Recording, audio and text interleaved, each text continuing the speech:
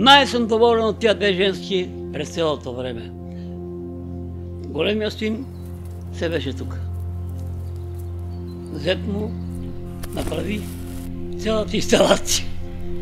Тук трябваше да се направи черква. Не е имало изобщо ни черква ни. Тук това ще строеш. Паракия съществува тук. Тук беше гробище едно време. Не само български, а и турски гробища. Аз като бех в детската градина, това беше 78 година, 60 жабета имаше, 60 деца от селото и 40 циганета. Докарат ги понеделник, събота не иска да си одат. Понеже тук 4-5 пъти им се дава ядение. А като ходи в махлата, трябва да гладува.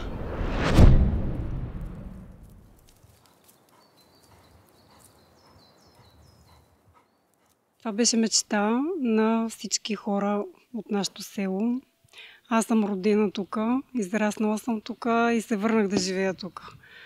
И бях изключително щастлива, като разбрах, че ще се построи храм в нашето село. Процесът не беше лесен, но благодарение на две дами, Станислава Петрова и Митка Атанасова, това вече е факт. Храм е просто дълго очакван. С помощта на съселени тук и две активистки, Мима и Станислава, благодарение на помощта на разни фирми, местни жители, се изгради този прекрасен храм. Изгради се за малко време в сравнение с други храмове, които се правят тук около нашето село. Специално на мен ми харесва много изографисването, работата на вашата фирма. Един съвет към младите: да съхраняват направеното и да го надграждат, да верват в Бога и така да се надяваме, че всичко, че е мирно и спокойно, и да се радваме на хубавите неща, които са направени.